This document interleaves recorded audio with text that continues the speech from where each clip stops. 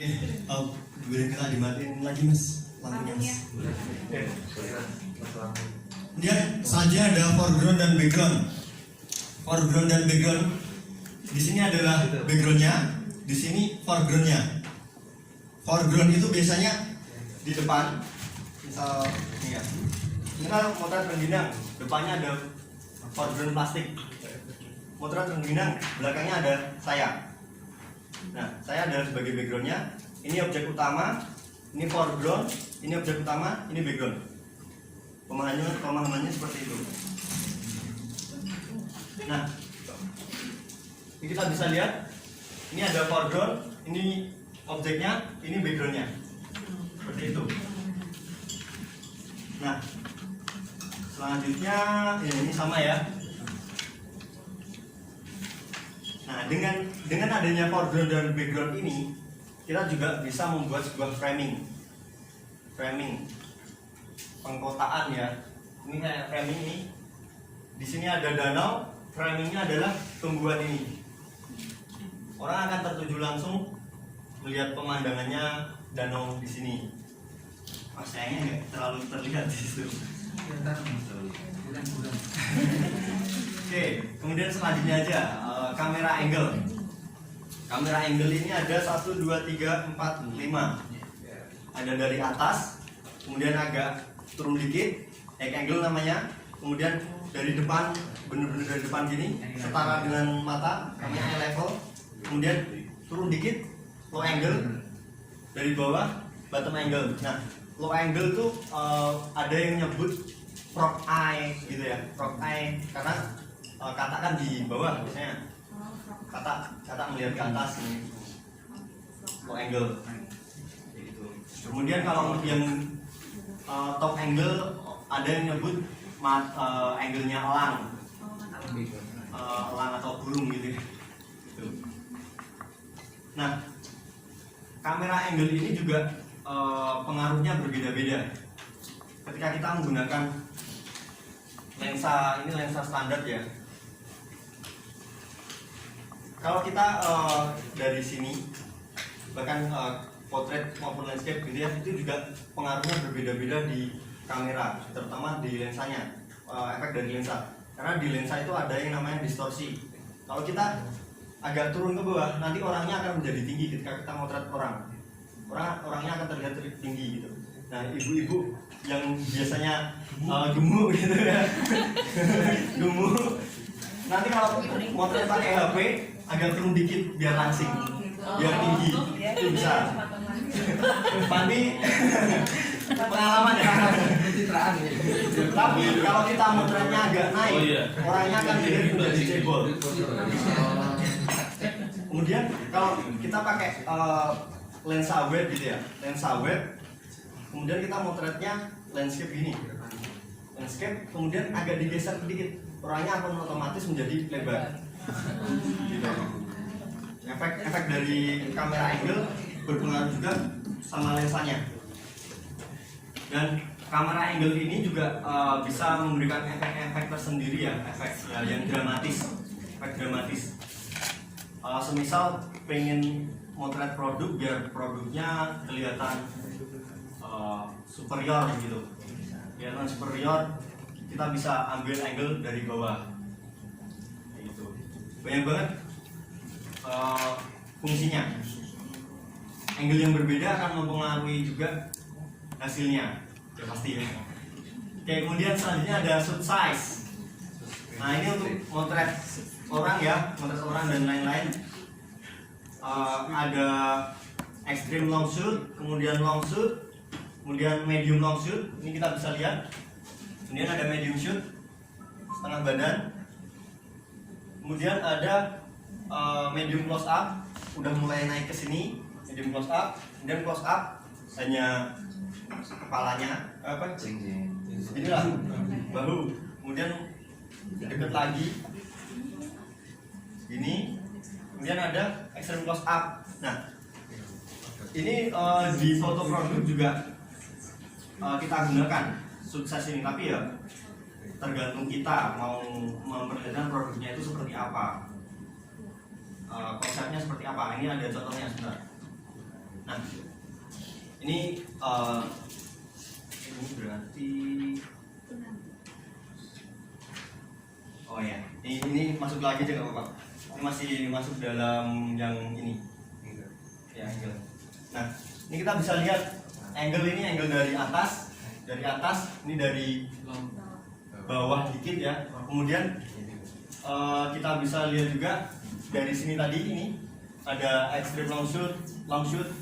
Ini juga bisa kita lihat. Ini long shoot.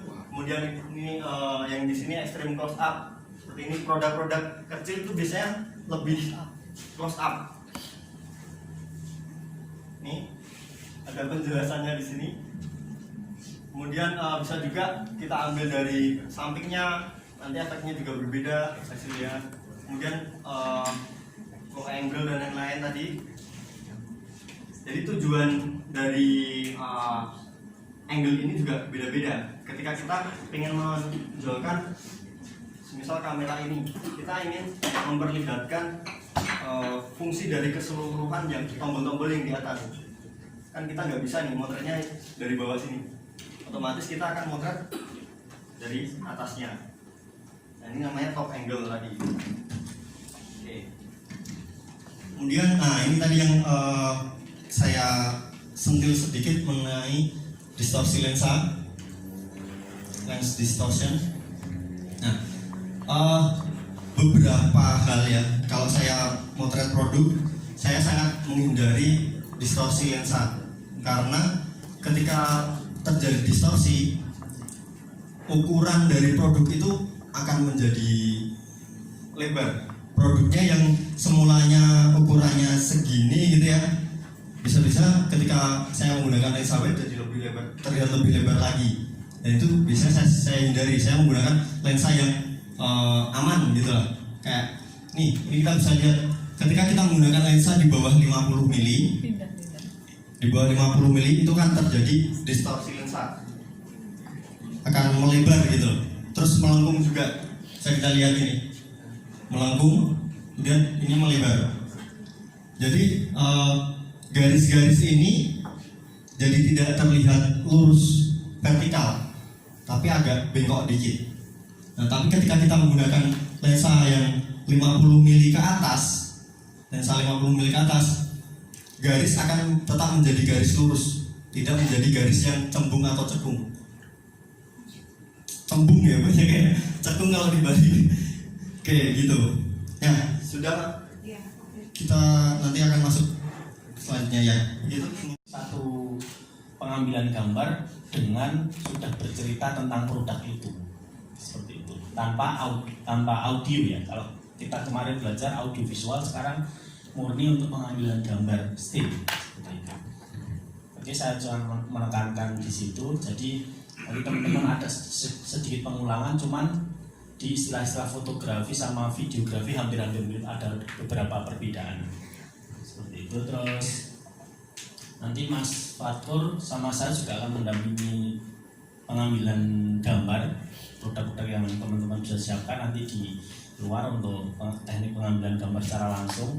Jadi lebih efisien ketika nanti kita langsung pegang kamera, ada produknya, kita langsung tahu, oh ketika menggunakan lensa ini efeknya seperti apa produk ini, oh ketika pakai lensa ini seperti apa, ketika pakai pengambilan pakai high angle, low angle itu seperti apa. Jadi nanti ketika kita praktek sambil diskusi, sambil kita membandingkan shot pertama pakai high angle, high level atau low angle, seperti itu. Oke, terima kasih untuk mendasari materi yang Mas Faktor sampaikan dengan kemarin saya sampaikan, biar ada sedikit pemahaman tentang videografi dan fotografi perbedaannya. Itu yang dari pertanyaan Mas Daru ini ada yang namanya triangle exposure. Triangle exposure ini itu ada shutter speed, diafragma, dan ISO atau zaman dulu disebutnya ASA. Gitu. Jadi mungkin kalau ada perlukan saya tulis di sini atau oh ya boleh.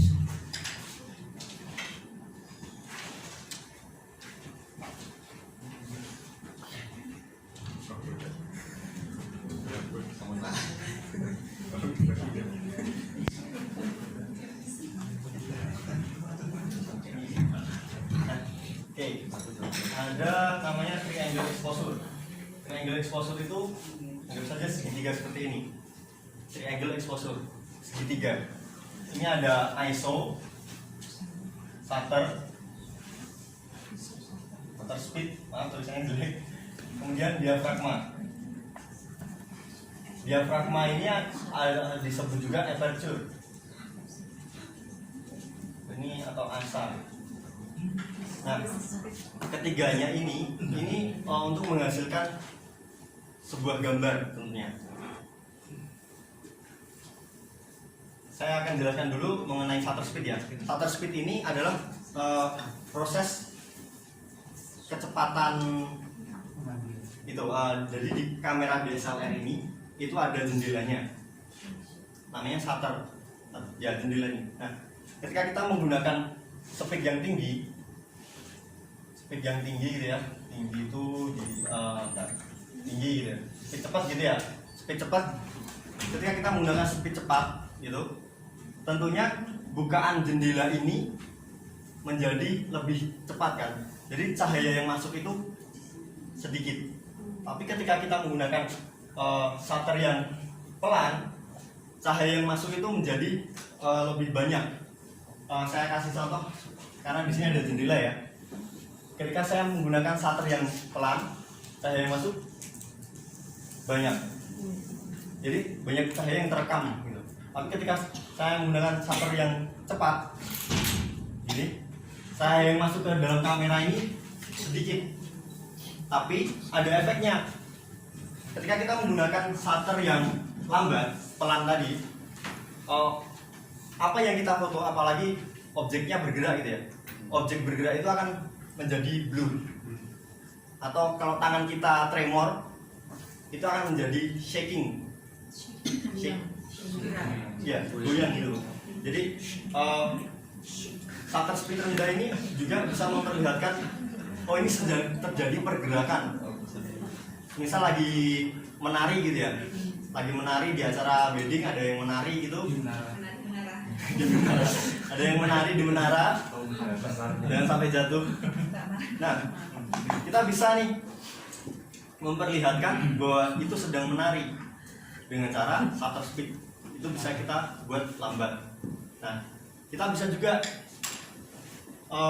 tambahin pakai flash. Dengan ketambahan flash itu akan menjadi freeze, tapi juga akan menjadi setelah ada pergerakannya. Di belakangnya itu mungkin ada kayak buntut-buntut apa ini, jadi movementnya kelihatan gitu. Jadi efek dari shutter speed tadi, masih ingat shutter speed tinggi atau shutter speed cepat, cahaya yang masuk ke dalam kamera itu sedikit. Kalau shutter speednya lambat, cahaya yang masuk itu banyak. Kemudian kalau shutter speednya itu cepat, itu akan menghasilkan efek freeze atau diam. Misal saya jalan, ketika difoto dengan shutter speed yang cepat, saya akan terlihat seperti berhenti. Tapi ketika kita menggunakan shutter speed yang rendah, ketika saya jalan, itu akan menjadi blur dan cahaya masuk banyak ya tadi ya, kayak gitu. Kemudian ada yang namanya diafragma. Nah, diafragma ini ada kaitannya sama tadi deep of field. Nah, diafragma ini ada di dalam lensanya. Ini saya bukan dulu mas.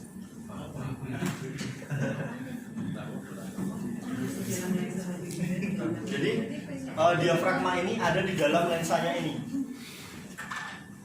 Ini kita bisa lihat bolong ya. Nah, bolong ini, bolong lebar ini lagi disetting di diafragma yang paling besar, bukaannya paling besar. Tapi kalau saya atur, misal dikecilin, ini nanti akan menjadi lebih sempit gitu. Jadi diafragma ini ada di dalam lensa ini. Ada jendela lagi di dalam lensa gitu loh.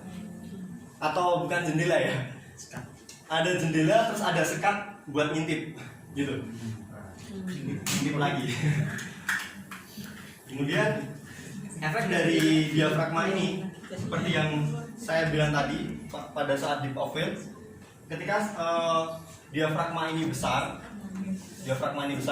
cahaya yang masuk itu banyak. Tapi ketika diafragma ini kecil, cahaya yang masuk ini, anggap saja diafragma kecil gitu ya, cahaya yang masuk ini sedikit. tapi efeknya ketika menggunakan diafragma yang besar menjadi jarak ketajamannya itu sempit. Semisal saya foto ini, tulisan snowman ini, saya menggunakan diafragma yang besar. Mungkin kalau miringnya gini, di foto dari depan miring, hanya S-nya aja yang kebaca. Tapi kalau saya menggunakan diafragma yang kecil tapi angkanya besar, angka besar, itu snowman ini akan kebaca semua. Efeknya ada seperti itu. Kemudian ada yang namanya ISO atau ASA. Nah, ISO atau ASA ini pengaruhnya sama intensitas cahaya yang masuk ke dalam kamera. Kalau dulu di zamannya analog, ASA ini ada di filmnya, di roll filmnya.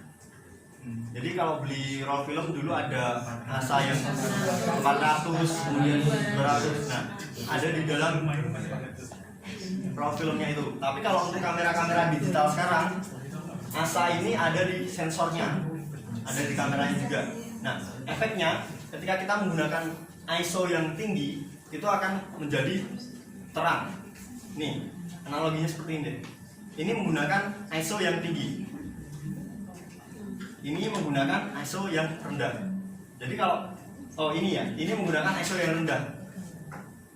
Semisal kita di dalam ruangan ya, kita menggunakan ISO yang rendah, otomatis akan menjadi gelap. Tapi ketika kita di dalam ruangan menggunakan ISO yang tinggi, akan terang. Semuanya akan terlihat gitu. Tapi kalau kita di luar ruangan, kita menggunakan ISO yang tinggi, semuanya akan jadi putih. Semua jadi putih, nggak akan terlihat. Kemudian kita bisa menggunakan ISO yang rendah supaya ada di tempat yang aman, daerah yang aman ini. Jadi ada terangnya, ada gelapnya. Gitu. Nah, kemudian ISO atau ASA ini juga ada efek lainnya. Mungkin Bapak Ibu pernah motret, kemudian ada bintik-bintik kayak di TV, semut gitu. Nah, efek dari ISO adalah ini. Ketika kita menggunakan ISO yang tinggi, itu akan muncul noise atau bintik-bintik. Jadi fotonya tidak akan tajam. Tapi ketika kita menggunakan ISO yang rendah, serendah-rendahnya yang ada di kamera ya, ada yang mulai dari 50, kemudian 100, 200 gitu. Kita menggunakan ISO yang rendah, foto itu akan terlihat tajam dan noise itu akan hilang. Nggak ada noise-nya.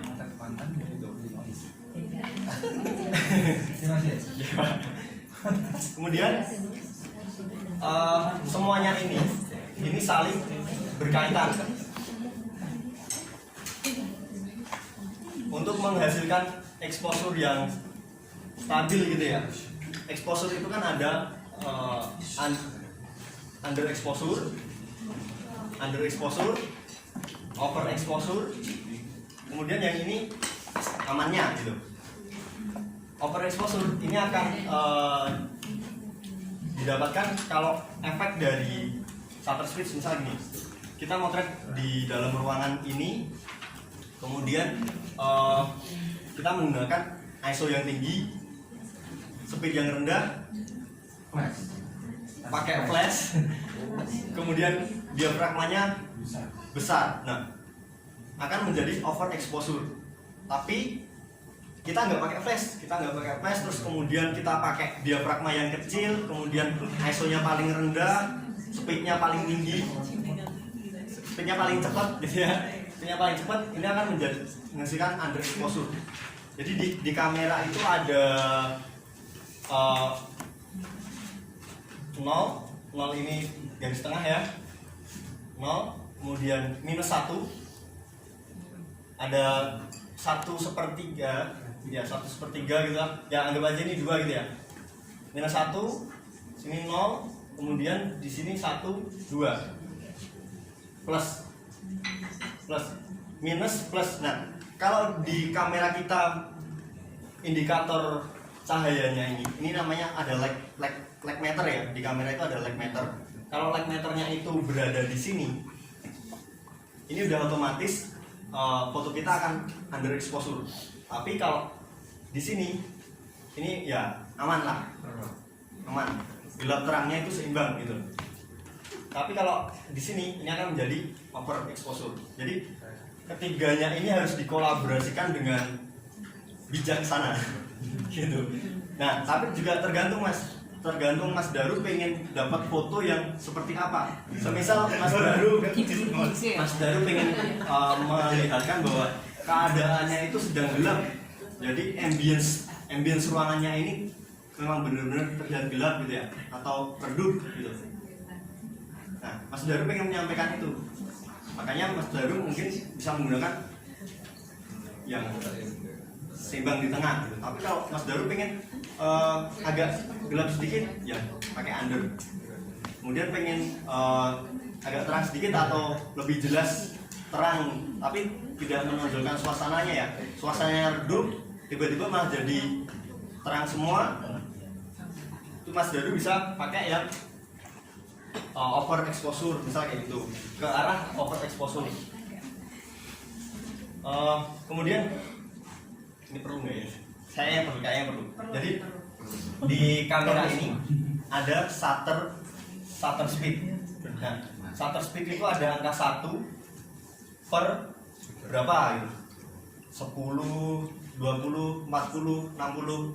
Nah, ini adalah 1 detik. Jadi ya per second. 1 detik dibagi 1000. Misalnya gitu. Jadi bisa dibayangkan 1 detik dibagi 1000. Momen 1 detik dibagi 1000 berarti kan otomatis kita menangkap itu akan lebih cepat. Tapi kalau 1 detik ini kan ini udah 1 detik nih. 1 detik kita masih mau pakai yang di bawahnya, udah nggak ada pernya lagi. Pernya ini udah hilang. Ini udah hilang pernya. Hanya 1 detik, kemudian 2 detik gitu. Ini menghasilkan efek yang lebih lama lagi. Jadi shutter jendelanya itu terbuka lama. 1 dibagi 1000, 1 dibagi 500, seperti itu. Mungkin begitu Mas Daru. Jadi foto produk itu banyak banget macamnya ya Bapak Ibu.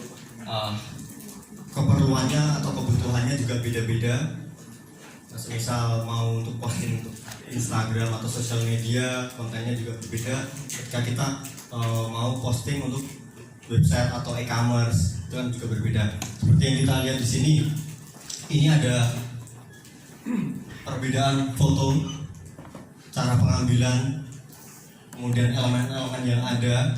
Nah, ini adalah foto untuk keperluan e-commerce atau untuk keperluan website atau keperluan jualan kita yang lebih fokus kepada spesifikasi produk. Biasanya lebih menonjolkan keunggulan produk itu apa, semisal dari bentuknya gitu. Misalnya ini bentuk sepatu ya. Nah, untuk foto e-commerce kebanyakan lebih menggunakan background warna putih atau background yang satu aja. Misal kuning ya kuning, putih ya putih, merah ya merah, seperti itu. Biasanya seperti itu. Nah, untuk yang di sini ini keperluan untuk sosial media. Nah, sosial media ini lebih variatif ya. Kita bisa layouting, kita bisa atur banyak hal lah, menggunakan elemen-elemen lain. Misal ada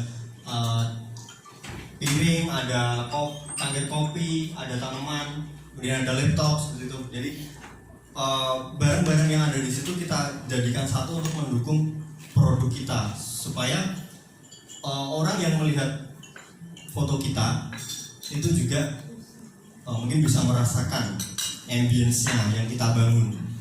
Misal produk minuman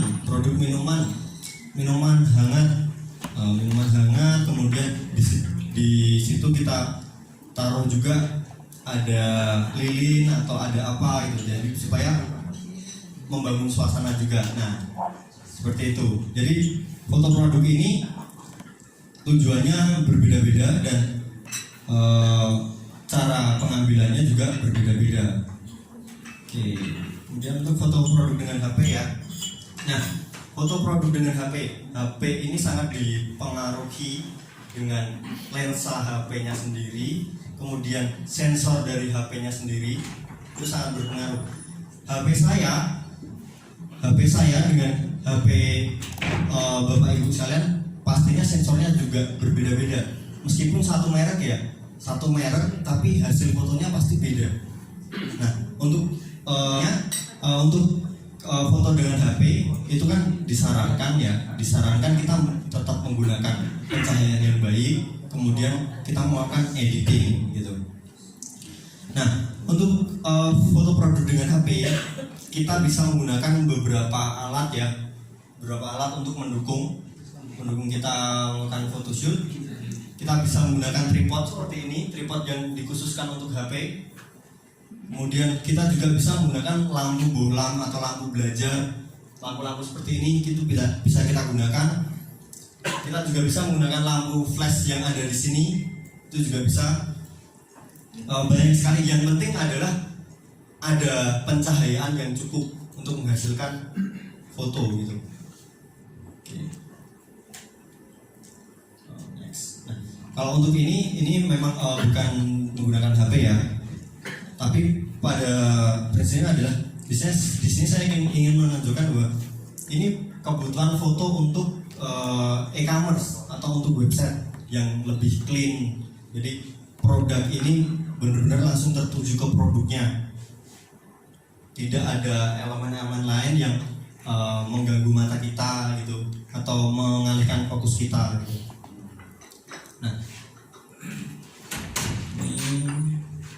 Nah, makanya untuk keperluan e-commerce, untuk keperluan jualan kita gitu, kebanyakan itu menggunakan background putih. Jadi lebih aman gitu lah, karena warna putih itu dikreasikan sama warna lain atau dijodohkan sama warna lain itu juga tetap dapat gitu, nggak terganggu. Hitam dan putih itu warna-warna aman untuk kita melakukan foto produk sebagai backgroundnya. Kemudian ini juga untuk keperluan e-commerce ya, tapi ini juga bisa kita gunakan untuk sosial media juga. Nah, kenapa juga kita ketika foto kita menggunakan background warna putih? Nah, benar Ibu, bisa diganti-ganti. Jadi karena sekarang zamannya juga ada graphic designer ya. Graphic designer, kita butuh konten-konten yang fresh. Kita nggak harus selalu motret terus, tapi kita bisa menggunakan foto yang sudah kita siapkan, yang kemudian kita bisa layouting untuk sebagai konten di sosial media, kemudian di website pun juga, atau di flyer seperti itu.